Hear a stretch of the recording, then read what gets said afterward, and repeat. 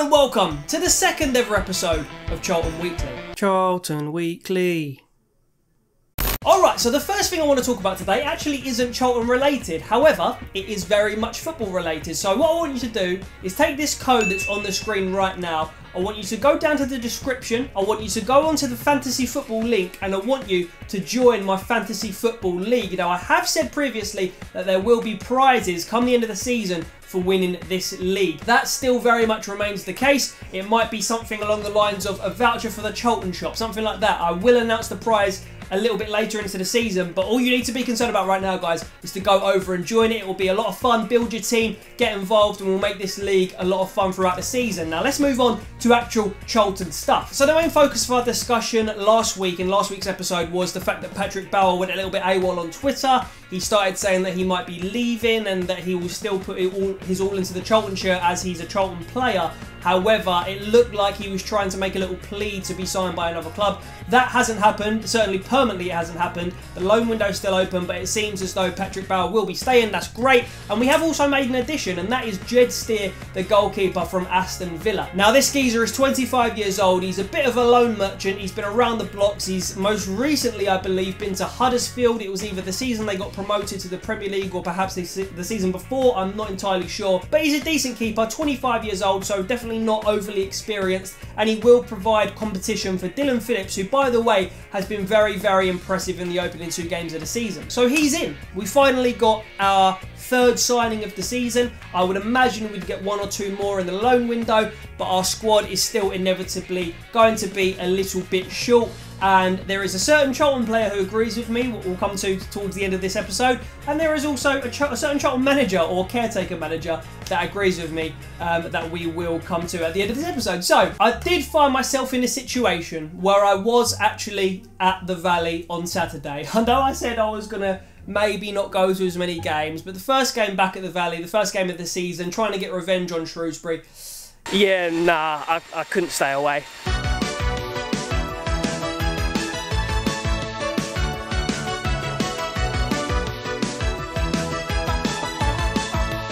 Right, I'm here. I'm not going to lie, guys, maybe this is something to do with the fact that the last game I was actually at the Valley, well, it was a Sidemen charity match, but the last game for Charlton I was at the Valley was the game in the playoff semi-final against Shrewsbury.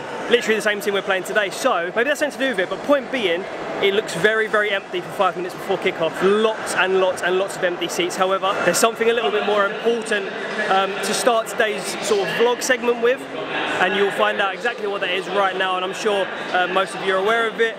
But this is a very important moment and puts football and puts all of our lives and our opinions and the struggles we think we're going through in perspective. So I just want to start with this moment right here.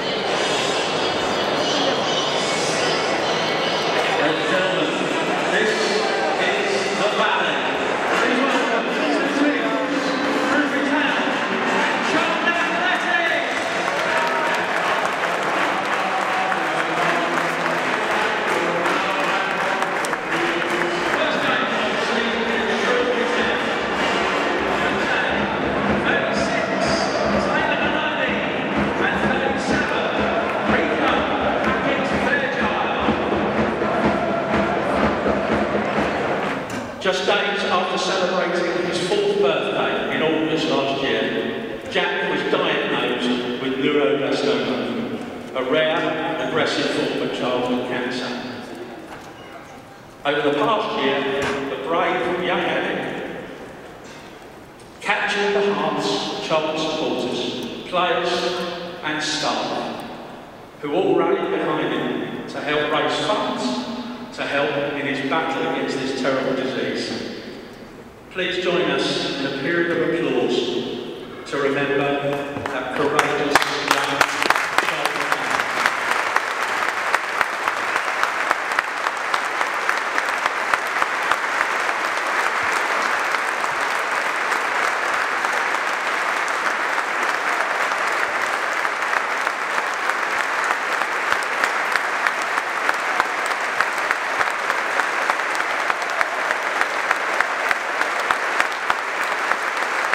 So at this point, I'd just like to say that I was very touched emotionally by that little segment that Charlton put on for Jeffries on Saturday. I think it was a really nice touch. I have a lot, I mean a lot of admiration for the Jeffries family for being able to do that. And an incredibly tragic and sad story, but very, very inspiring. And I'm just really, really touched by the whole sentiment that Charlton put on, and obviously extend my full condolences. And I'm sure Charlton fans who haven't had a chance to reach out will echo that to the Jeffries family. What an amazing, brave little boy. And yeah, this is a touch from Charlton that I was really, really sort of impressed by. And the only question that remained was, could Charlton go on and defeat Shrewsbury and give Jack the win that he deserved?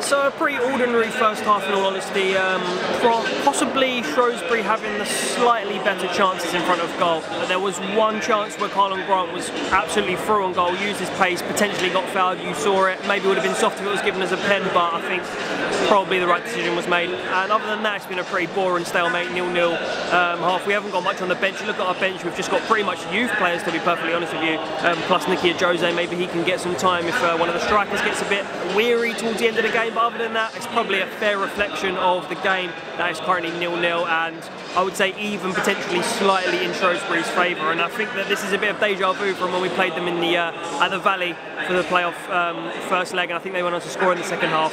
So let's hope it's not more of that. But as it stands, 0-0.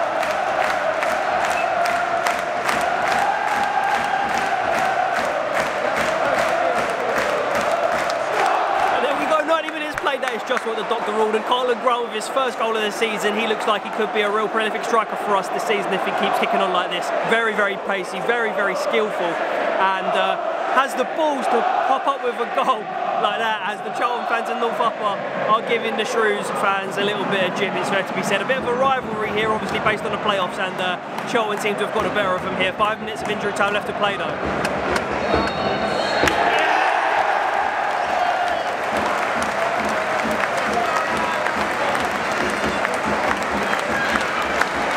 there you have it, the first matchday vlog of the season, the first time going to the Valley this season, and I had a really good time. I did go solo, there was no Risha alongside me because I think she was on holiday for the Saturday, or she was coming home from holiday, and she's not going to be in very many episodes this season either, purely because she is at uni elsewhere, so it's going to be not quite the same as last season, which is a shame, but I'll try and get her involved very soon in a matchday vlog. But I hope you guys enjoyed this video. I'm just going to leave you with some little interview segments because I was allowed in the media conference room after the game, and obviously there were some very interesting things said by Darren Pratley and by Lee Bowyer. So I'm going to leave the video with those little, I suppose, sound bites, if you want to call them that, and I'll see you next week with another episode of Charlton Weekly. Here we go.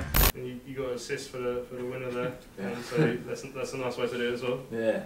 Some of the boys were saying it was a clearance for us. But no, obviously it's nice to get an assist, and the main thing is that the boys won and got the 3 points. Again, you didn't have enough players to fill the bench. How much of a concern is it that you'll need a bigger squad for the season to come up where you want it to? I understand. Listen, I'm not Sid. I need a centre half. I need another central midfielder, and winger come striker, that type of player. We are a small squad.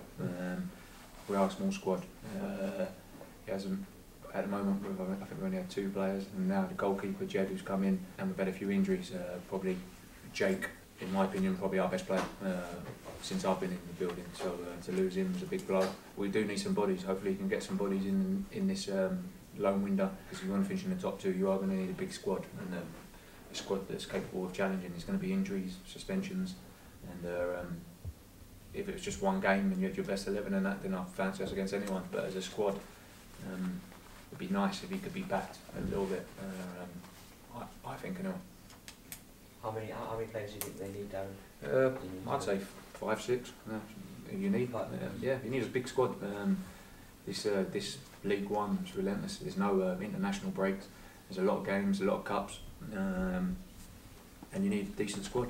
You need a big squad. There's going to be times where you're playing wide, times up top. There's a 10. Like, I can't tell you where he's going to play every week because I don't know myself yet. But I know at this present time he can play up top, and he's shown that. I'm going to play near enough all youngsters. So Nicky Jose will be the only senior player. Anthony Dick still, but I'm guessing he's still one of the youngsters. Taylor, still one of the youngsters. And Albie. Apart from that, it will all be 23s. Alright guys, so that really is it. I'll see you next week with another episode, and sweet.